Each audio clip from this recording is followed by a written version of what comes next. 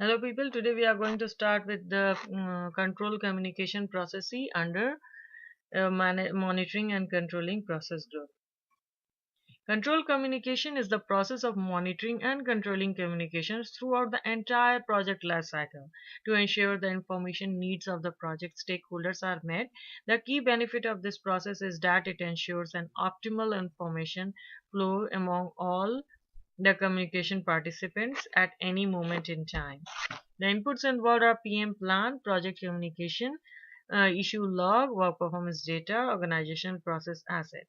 The techniques involved are information management system, expert judgment, and meetings. The outputs are work performance information, change request, PM plan updates, project document updates, and OPA update.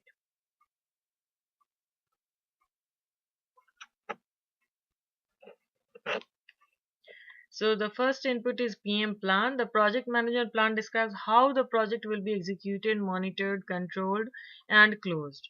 It provides valuable information for control communication processes such as stakeholder communication requirement, reason for distribution of the information, time frame and frequency for the distribution of the required information, individual or group responsible for communication of the information, and individual or group receiving the information.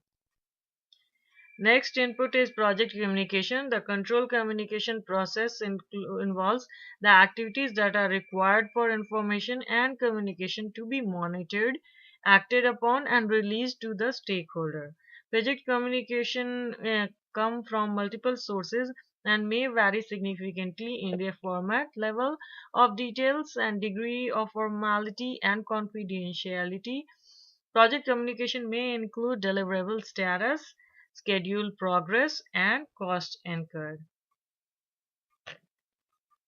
The next input is issue log. An issue log is used to document and monitor the resolution of issues. It may be used to facilitate communication and ensure a common understanding of issues. A written log document and help to monitor who is responsible for resolving specific issues by a target date. Issue resolution addresses obstacles that can block the team from achieving its goals. This information is important to control communication process as it provides both a repository for what has already happened in the project and a platform for subsequent communication to be delivered. Next is WPD. WPD organizes and summarizes the information gathered and presents the result of comparative analysis to the performance measurement baseline. Next is OPA. The OPA that may influence the control communication process include report templates, policies, standard and procedures that define communication, specific communication technologies available, allowed communication media, record retention policies, and security requirements. The tools and techniques involved. So the first technique is information management system. It provides a set of standard tools for the project manager to capture, store, and distribute information to stakeholders about the project cost, schedule progress, and performance. Some software packages allow the project manager to consolidate reports from several systems and facilitate report distribution to the project stakeholder. Examples of distribution format may include table reporting, spreadsheet analysis, and presentation. Graphic capabilities can be used to create visual representation of project performance information. The next technique is expert judgment. Expert judgment is often relied upon by the project team to assess the impact of the project communication, need for action or intervention, actions that should be taken, responsibility for taking such actions, and time frame for taking action. Expert judgment may need to be applied to technical or management details and may be provided by any group or individual with a specialized knowledge or training such as other units within the organization, consultants, stakeholders including customers or sponsor, professional and technical association, industry groups, subject matter experts, and project management office. The project manager, in collaboration with the project team, then determines the action required to ensure the right message is communicated to the right audience at the right time. The next technique is meetings. The control communication process requires discussion and dialogue with the project team to determine the most appropriate way to update and communicate project performance and to respond to requests from stakeholders for information. These discussions and dialogues are commonly facilitated through meetings, which may be conducted face to face or online, and in different locations such as project site or client site. Project meetings also include discussions and dialogue with suppliers, vendors, and other project stakeholders. The first output is WPI. WPI organizes and summarizes the performance data gathered. This performance data is typically provides status and progress information on the project at the level of detail required by the various stakeholders. This information is then communicated to the appropriate stakeholders. The next output is change request. The control communication process then often results in the need for adjustment, action, and intervention.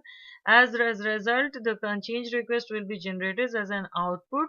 These change requests are processed through perform integrated change control process and may result in the new or revised cost estimates, activity sequence, schedule dates, resource requirement, and analysis of risk response alternatives. Adjustment to the project management plan and documents.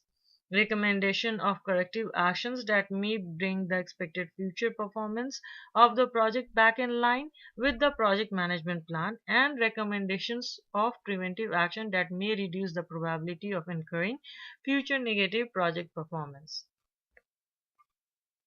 The next output is PM plan updates. Control communication process may trigger updates to the communication plan as well as other components of the PM plan. Example, stakeholders and human resource management plans. Next is project document updates. Project document updates may be updated as a result of communication process include forecast and performance reports and issue logs. Then OPA updates. The OPAs that may be updated include report formats and lesson learned documentation. This documentation may be part of historical database for both this project and the performing organization and may include the causes of issues, reasons behind the corrective action chosen, and other types of lesson learned during the project.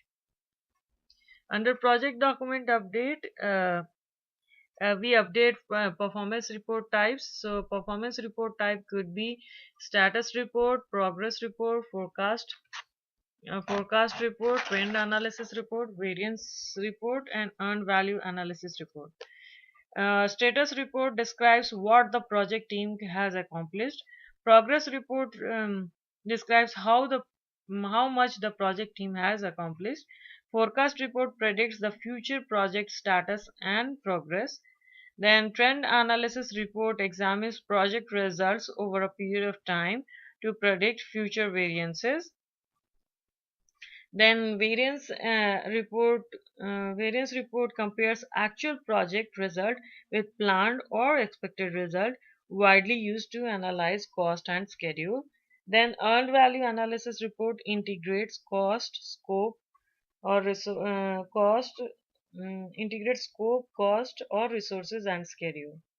So for more information on earned value analysis, I have already done a big long uh, video on this one with examples. So you can go back to my channel and search for the video earned value analysis and can go through that video to understand more. So guys, I hope you got some idea on control communication processes. So thank you very much for watching. Subscribe to my channel or come back to my channel for more videos on PMP and other things. Thank you so much for watching. See you soon.